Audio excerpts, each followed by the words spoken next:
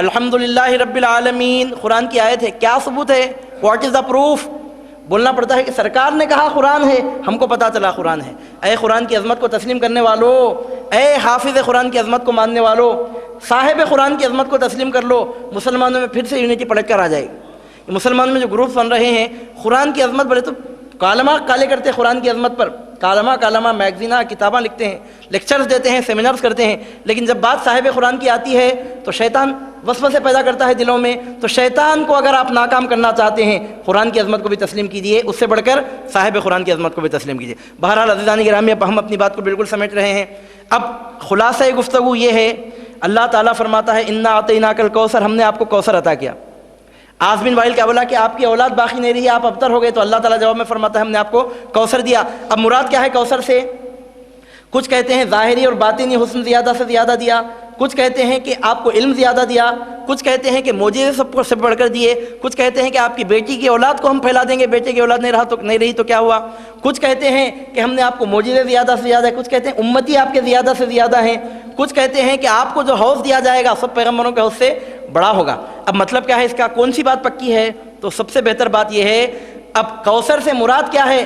تو جتنی 6 چیزوں کا ہم ذکر کریں وہ تمام 6 کی 6 چیزیں کوثر سے مراد ہیں. اور ان 6 چیزوں کے علاوہ جتنی خوبیاں، جتنے کمالات، جتنے محاسن ایک مخلوق کے لیے ممکن ہیں، پازیبل ہیں، سب خوبیاں، سب محاسن، سب کمالات اللہ تعالیٰ نے اپنے حبیب صلی اللہ علیہ وسلم کو سب سے بڑھ کر عطا فرما دی.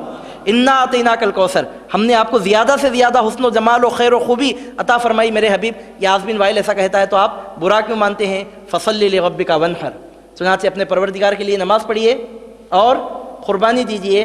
اب یہ آخری بات بول کر میں اپنی بات ختم کر رہا ہوں. آخری بات، اللہ تعالیٰ فرماتا ہے انا شانیک هو الابتر. انہیں سوال میں کیا بولا تھا؟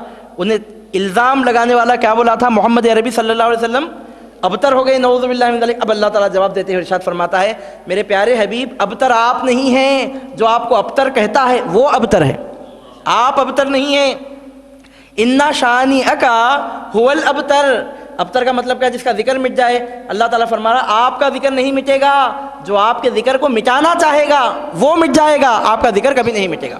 انا شانیک هو الابتر، آپ کا دشمن ابتر ہے، آپ کے دشمن کا نام و نشان مٹ جائے گا، آپ کے دشمن کا ذکر باقی نہیں رہے گا. اب یہاں پر ایک پریکٹیکل ثبوت ملتا ہے. کیا؟ کون بولے تھے یہ؟ آس بن وائل. کس نے کہا تھا؟ آس بن وائل نے کہا تھا. آس بن وائل کا ایک بیٹے تھے، ان کا نام ہے عمر بن عاص رضی اللہ تعالیٰ عنہ. اب آس بن وائل کو کیا پھر رہا تھا؟ میرا ایک بیٹا ہے عمر بن عاص، آپ کے بیٹے دنیا میں نہیں رہے، میرا بیٹا ہے میرا نام چلیں گا، آپ کے بیٹے نہیں ہیں آپ کا نام کیسا چلیں گا؟ ایسا سمجھ رہا تھا انہیں. ایک بیٹا تھا آس بن وائل کو عمر بن عاص. آگے چل کر کیا ہوا؟ حضرت عمر بن عاص، آس بن وائل کے بیٹے جس نے ایسا کہا تھا، اس کے بیٹے حضرت عمر بن عاص رضی اللہ تعالیٰ عنہ نے رسول پاک صلی اللہ علیہ وسلم کا کلمہ پڑھ لیا، سرکار صلی اللہ علیہ وسلم کی غلامی میں شامل ہو گئے. اللہ سبحانہ و تعالیٰ بتا رہا ہے کہ تو سمجھتا ہے کہ تیرے بیٹے کے ذریعے تیرا نام رہے گا. ارے ہمارے حبیب کے صاحبزادے دنیا سے پردہ فرما گئے تو کیا ہوا؟ بیٹا تیرا رہے گا، عظمت میرے حبیب کی بلند کرے گا. وہ کیسے؟ حضرت امیر المومنین عمر فاروق رضی اللہ تعالیٰ عنہ کے زمانے میں جب مصر فتح ہوا تو مصر فتح کرنے والے صحابی کون ہیں؟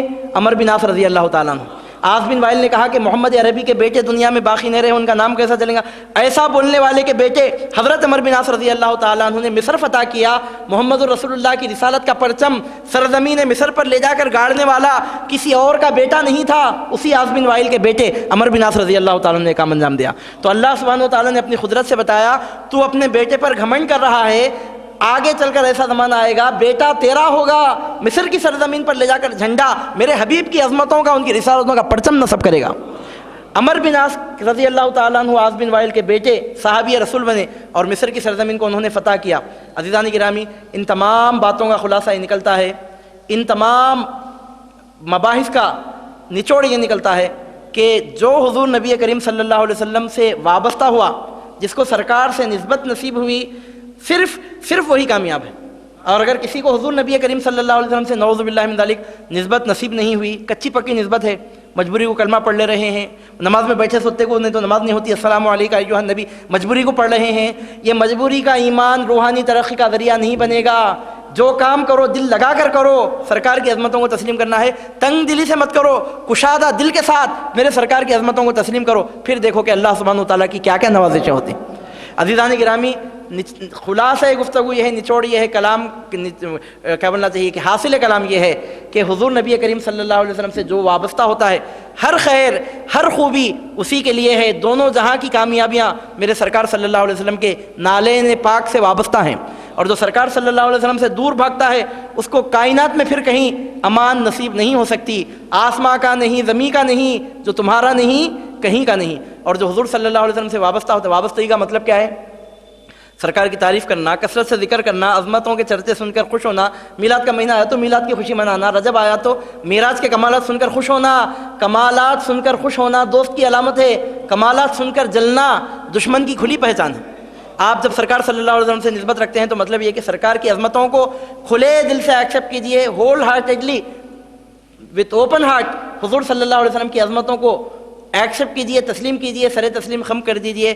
یقین رکھیے کہ دنیا اور آخرت کی ہر کامیابی، ہر عزت، ہر سربلندی ہم کو حضور صلی اللہ علیہ وسلم کے قدموں میں ملے گی۔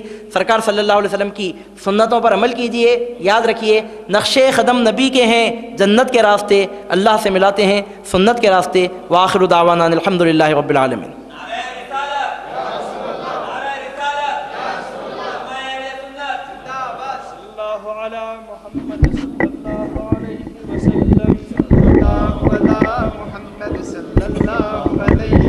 صلی اللہ علی محمد صلی اللہ علیہ وسلم۔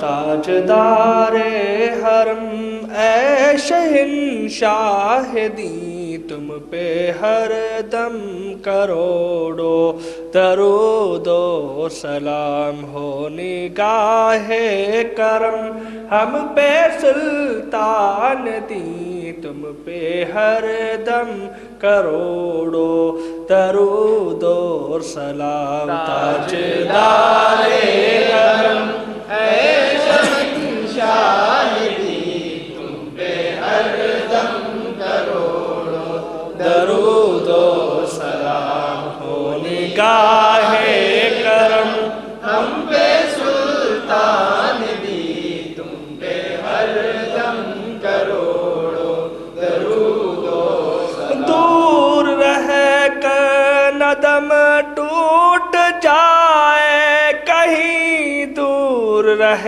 کر ندم ٹوٹ جائے کہیں، کاش طیبہ میں میرے باہیں مبین، کاش طیبہ میں میرے ماہ مبین دفن ہونے کو مل جائے دو گز زمین، تم پہ ہر دم کروڑوں درود اور سلام۔ تاجدار حرم اے شہنشاہ دی، تم پہ ہر دم کروڑوں درود و سلام ہو، نگاہ کرم ہم پہ سلطان دی، تم پہ ہر دم کروڑوں درود و سلام۔ تیری یادوں سے معمور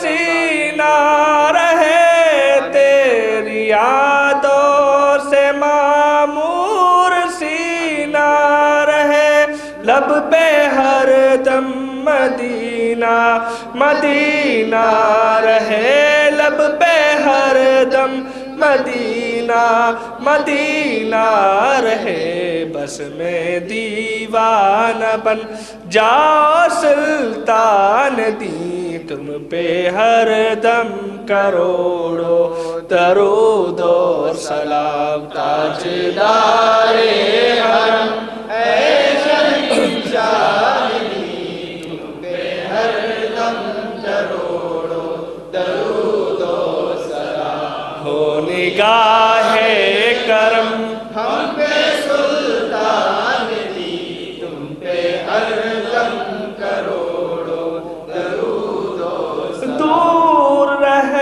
کر تڑپتے ہیں دیدار کو، دور رہ کر تڑپتے ہیں دیدار کو، خواب میں بھی تڑپتے دیدار کو خواب میں بھی تڑپتے ہے دیدار کو بس ایک جلوہ دکھا تو ہم دیوانوں کو تم پہ ہر دم کروڑوں درود و سلام تاجدار حرم اے شہنشاہ دی تم پہ ہر دم کروڑوں درود اور سلام ہو نگاہ کرم ہم پہ سلطان دی تم پہ ہر دم کروڑوں درود اور سلام. الفاتحہ.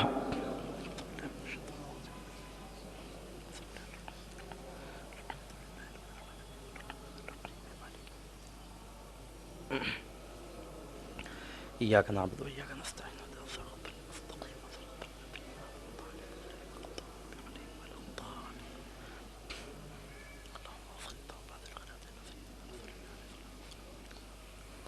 اللهم صل وسلم وبارك على حبيبك ونبيك سيدنا ومولانا محمد وعلى آله وصحبه أجمعين. ربنا آتنا في الدنيا حسنة وفي الآخرة حسنة وقنا عذاب النار. اللهم اغفر لنا فإنك خير الغافرين وارحمنا فإنك خير الراحمين وارزقنا فإنك خير الرازقين وافتح لنا فإنك خير الفاتحين. يا دافع البليات ادفع بلياتنا. يا مسبب الأسباب سبب لنا أسبابنا. يا مفتح الأبواب افتح لنا أبواب الرزق وأبواب البركة أبواب الرحمة وأبواب المغفرة. يا ذا الجلال والإكرام من أحييته منا فأحيه على الإسلام. يا حنان يا منان يا كثير المعروف ويا خديم الإحسان من توفيته منا فتوفه على الإيمان. اللهم بلغ مرادنا وحصل مقاصدنا ويسر لنا أمورنا وبارك لنا في جميع أمورنا في هذه حياة الدنيا وفي الآخرة واحفظنا من كل بلاء الدنيا وعذاب الآخرة وارزقنا رزقا طيبا واسعا حلالا مباركا وادخلنا الجنة مع الأبرار وارزقنا شفاعة حبيبك المصطفى يوم القيامة يا جامع الناس ليوم لا ريب فيه إنك لا تخلف الميعاد. ربنا تقبل دعاءنا بجاه حبيبك الكريم خير البرية شفيع الورى خير الأنام سيدنا محمد المصطفى وبوسيلة جميع أنبيائك الكرام عليه وعليهم الصلاة والسلام. ربنا تقبل دعاءنا بوسيلة جميع أوليائك الكرام عليهم الرحمة والرضوان على الأخص بطفيل وليك وعبدك ومحبوبك سيدنا الشيخ عبد القادر الجيلاني وبطفيل جميع عبادك الصالحين. تقبل منا يا سميع يا عليم تب علينا يا تواب يا رحيم. إن الله وملائكته يصلون على النبي يا أيها الذين آمنوا صلوا عليه وسلموا تسليما. اللهم صل وسلم وبارك على حبيبك ونبيك سيدنا ومولانا محمد وعلى آله وصحبه أجمعين. سبحان ربك رب العزة عما يصفون وسلام على المرسلين والحمد لله رب العالمين.